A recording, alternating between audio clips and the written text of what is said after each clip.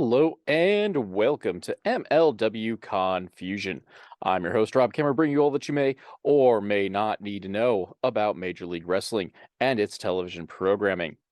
Tonight is War Chamber. Guess it really just doesn't have the same ring when you're not William Regal, Steven Regal, Regal, Patrick Dempsey. I don't know. Today is MLW Underground number 11, War Chamber, The Calling taking on the Hammerheads. But first, let's get the news out of the way here. We'll start from the bottom, work our way up in terms of possible importance. I don't know. We'll wing it like that. But first, next MLW live event television taping will be Never Say Never. That is May 13th at the 2300 Arena in Philadelphia, Pennsylvania. There's a whole list of people signed up to appear. I'm not going to go through the list yet, just because, I just wanted to see what matches are going to be announced before we really work into the talent, because the talent that's scheduled to appear is pretty much every talent in MLW at this here point. In slightly bigger news, it has been announced that Premier Streaming is now the international streamer of choice for MLW. They will be replaying episodes of MLW Underground at 12 p.m. Eastern Standard Time. I'm not international, so I'm going to assume this is still a big deal. I mean, anytime you can get yourself an international streaming deal, it's pretty good. However, in the meanwhile, I guess I'm still watching Reels and not exactly thrilled about it, but whatever. Reels is Reels, real news.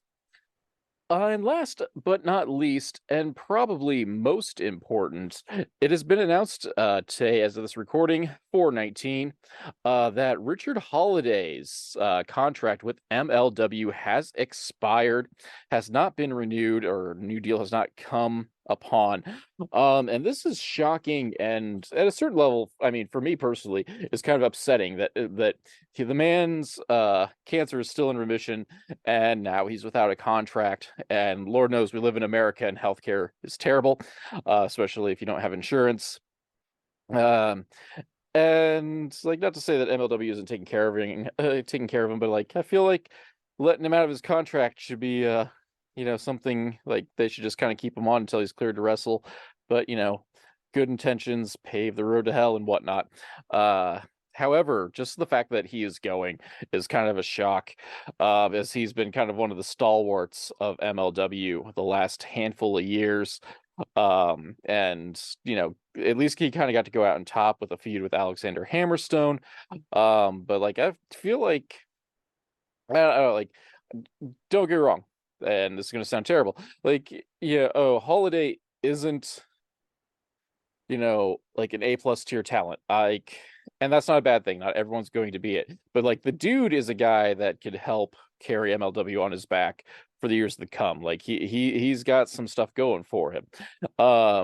And looks like he is going to be taking on other endeavors here in the future. So it kind of upsets me, just the fact. And again, this doesn't necessarily mean that he's not going to re-sign with them or anything, or he's not going to make appearances with them, but just that his contract had expired. But just kind of with the deluge of talent that's left in the last handful of months, he's just kind of an extra gut punch to go along with it. We can go into further speculation into all the dealios with it. But I'm not, because I'm not privileged to most of that information. And as a whole, I do try to keep this podcast, light and fluffy in general, but it's just kind of a shock. And I will throw down the gamut here, Court, open up the pocketbooks and bring Holiday back, man. We need us some Richard Holiday, because he breathes rarefied air, and who else is breathing rarefied air in MLW? All right. Enough of the news. Let's get us some Underground. It is War Chamber specifically. For those of you not in the know, it is their version of War Games. Teams of 4 in this here situation. First period is 5 minutes with 2 competitors, 1 from each team. And then after that, every 2 minutes, a new competitor alternating from each team comes out. And once all members of both teams are in the match can then be ended via pinfall, submission, or ref stoppage. Like those are the ways to take out here. Otherwise, there are really no rules. You're just stuck in this here cage until somebody on your team, somebody on a team gets pinned, submits, or just is generally incapacitated. However, we're not technically there yet. We got some intro packages to play. We kind of get a video package of the history of the calling, starting as like the mysterious murderers that are leaving cards on people to their point now where they're a group headed up by Raven, dealing out his twisted whims and whatnot. And tonight they are tangling with Alexander Hammerstone and the Second Gear crew, both of whom have been targeted by the calling in the past couple of months. We get our introduction, and Joe Drombowski and Matt Stryker plug War Chamber and Battle Riot. Battle Riot is going to be next week on Reels as part of the Underground, so that's awesome. We're getting like 2 big shows back to back, so I'm excited. I'm big excited for that one because I'm a big fan of Battle Riot as well, just because, I mean, if you listen to the show, you've heard me rattle on incoherently at various points about Battle Royals. Do love me some Battle Royals, and Battle Riot is no different. So excited for that. 40 men, only one may exit or win. Something of the like. Yeah, let's do this. Anywho, meanwhile, speaking of Battle Riot, we got some more numbers to be grabbed. Sam Leterna is with Davey Boy Smith Jr. He's picking his number. He's not exactly thrilled with whatever number he got, but he's keeping it a secret, and he's in it to win it. Also, we get a plug for the upcoming Opera Cup. It returns this summer. Unfortunately, without Alex Kane, he has been banned from the tournament after stealing and defiling the Opera Cup. And so, like, he's not even going to be an alternate this year. He's just a dude not playing along. All right, time for our one-match show. It is War Chamber calling versus the Hammerheads, Alex Hammerstone, our champion, and your boy, and the Second Gear crew, Matthew Justice, Mance Warner, and the one called Manders. Anywho, going to have this match starts. The calling is the first one's out. Ricky Shane Page goes up to the table of toys and picks himself up a wrench. So it looks like it's going to be Ricky Shane Page with the wrench in the War Chamber. The dead body, of course, in this situation is being played by the one called Manders. He is out with his cowbell. Doesn't really get to use that, though. Starting off hot with lots of clubbering. Manders and Ricky Shane Page have history. Manders is using chaps as a weapon.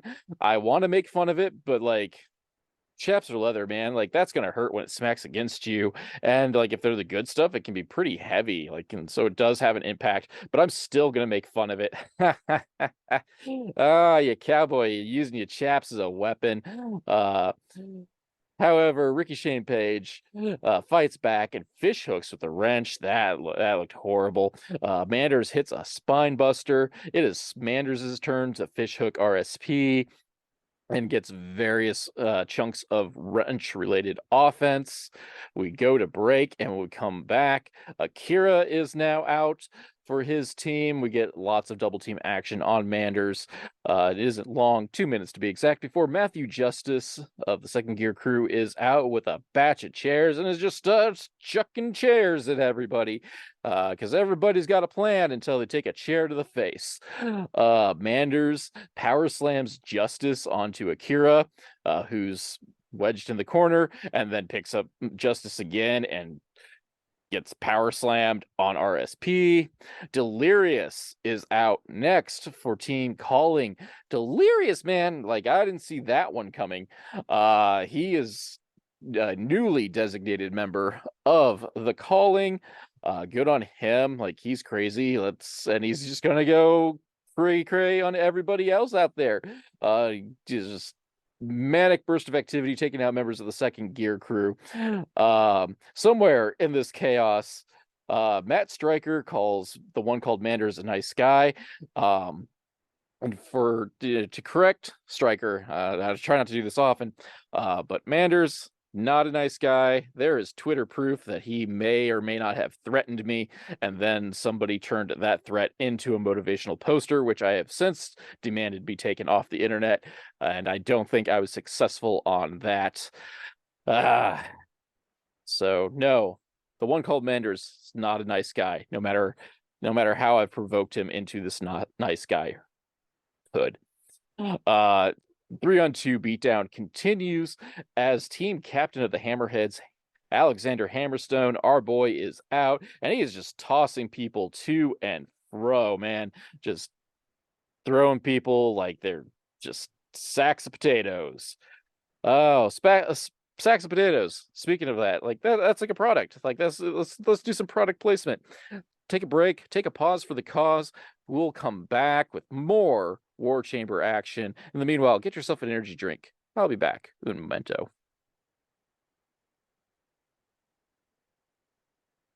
All right, we are back with some hot power bomb action. Hammer picks up Delirious, power bombs him onto Akira, picks him up again, power bombs him onto RSP. Hammer then whips both members of the second gear crew at RSP at the same time. Out for the calling is Dr. Cornwallis. He's a big dude in a gas mask. I'm just going to go out on a limb and assume he's the Beast Man. That is my conspiracy theory for the night. Dr. Cornwallis is the Beast Man. Dr. Cornwallis Beast Man, we're calling him. And he is out with a scalpa. Scalpa, a little scalpa. Anywho, he's a big dude, though. Big dude with a scalpel who is not using the scalpel, so I don't even know why he has it. However, speaking of using things, Ricochet Page has a fork, and he is forking people up, ladies and gentlemen. He's forking up Justice. He's forking up Manders, right in the armpit, too. Like, so he's picking, like, the soft, meaty parts of people. But luckily for Team Second Gear Crew and Team Hammerheads, Mance Warner is out, and he's got chairs. He's teeing off on people. He's biting Delirious's toe, for crying out loud. Like, he's just not having anybody's stuff here. We go to break, and everyone's now clubbering. However, somewhere in the chaos, something happened to Alexander Hammerstone. He is taken out of the match and helped to the back. So like we have not, like, breaking the course of kayfabe here and things that are coming up here. We still haven't had an official word of what's going on with Hammer. So I hope he's not hurt bad, like, just because that's like a big blow to MLW to have their champion go down like that. So speedy recovery to Hammer for whatever's going on. As he's helped to the back, the second gear crew are just throwing chairs around. Ricky Shane Page is bleeding, which, something that needs to happen in War Chamber. But on the flip side, I heard through the grapevine that bleeding in New York is a no-no, and they've gotten in trouble for that. But that's just pure speculation. Get a weird doomsday chair shot on Akira. Everyone's now getting their stuff in. We got, knee pad up, knee pad down, and various suplees involved in that. The gas mask goons get called down by Ricochet and Page, and they are getting a table out from underneath the ring and sliding it in because no rules, no one cares. We go to break. And when we come back, we get word that MLW CEO Court Bauer is to give us an update on the status of Alex Hammerstone. Mance Warner is bleeding, so we're even in bigger trouble now. There's a contraption built featuring a table and 2 chairs. The chairs are stacked up on the table in like a little pyramid, and Ricochet Page is super played through those table and chairs. Now we get a breakup pin fest. Everyone's like going for a move, then going for the pinfall. Someone breaks it up and moves on. And then to go onto this, in honor of his mentor Raven, Ricochet Page hits a DDT on Matthew Justice to get the 1, 2, 3. Woo! War Chamber, ladies and gentlemen. A lot of stuff going on there. And it's beautiful, delicious chaos, so I enjoyed every moment of it. I mean, personally, I think there should have been more blood, but I guess we don't want the city of New York coming down too hard on MLW. The Calling got a big win, and I think this might be like one of the only times that the heel team got to win Battle Riot, which I mean is kind of like necessary if we really want them to be shown as a force. And they've really haven't been fully successful. The calling I'm talking about, the calling hasn't been fully successful of proving themselves as like a force that you can't beat. They've kind of like either skinned by or like used some shenanigans to win a handful of matches in that front. But this, however, this was a statement, that we are going to have to watch out for the calling and see what's next, especially with the Hammer possibly being down with an injury.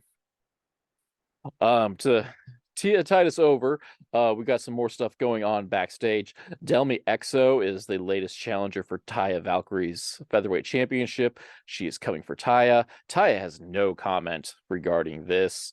An ambulance arrives at the arena. We are told that is for Hammerstone. We go to break. We get another teaser trailer announcing the return of MLW Fusion this here summer. Again, not sure if that's going to be a replacement here on Reels, or if we're going to go to back to pro wrestling television, maybe even back to YouTube. I don't know, but we will wait and see right there. Now it is time to go backstage with Sam Leterna. She is with MLW CEO Court Bauer to talk about the latest on Hammer. Hammer is in a lot of pain. They're not kind of sure where they're going to go with the direction of the championship at this moment. He's still getting checked out. Obviously, the ambulance is for him. But he did point out, Court did point out that there will be no interim championship if Hammer can't defend the title. Like, it's just not going to be Hammer's anymore, and whoever wins the belt there, it's going to be they're going to be champion. None of this interim stuff. And they float out the idea that the title can be up for grabs at the Battle Riot match itself, when we are interrupted by a wild Alex Kane, kind of like declaring himself the uncrowned champion of MLW. Dave Boy Smith Jr.'s out, and he's like, "What? You totally got choked out last week, son. Like, what makes you champion?" And they start fighting. Now the entire roster's out. We has brawl, ladies and gentlemen. Everybody's out, just kicking and punching and gouging and all that good stuff to celebrate Battle Riot next week on Reels. There you have it. As I said, it's a one-match show. It's War Chamber. I am down for it. Beautiful, beautiful chaos. Just, I don't know what else I could say about it. So if like the crazy brawling in a steel cage is your thing, you'll love it. If it's not, it's not going to be for you this week. But really, let's face it, the most important thing about this week's show is that Manders didn't get the win for his team. So on that note, that's the end of War Chamber. We got to gear up for Battle Riot. I need to come down from all this here Dr. Pepper I've been drinking, and those coffees didn't help either. And I don't know, go run around the house or something of the like. So I'm continuously pumped, forever getting pumped. No good reason not to get pumped. Always keep going. So I might as well just keep on going out the door. Stay tuned for the best ways you can support this here tiny little podcast. Go check out the rest of the things in the Urban Wrestling Network. Good dudes putting up some quality work over on the YouTubes. Links in the description, summary box, however you want to call the podcasty box. In the meanwhile, thank you all for listening. I do appreciate it. I'll see you all next week.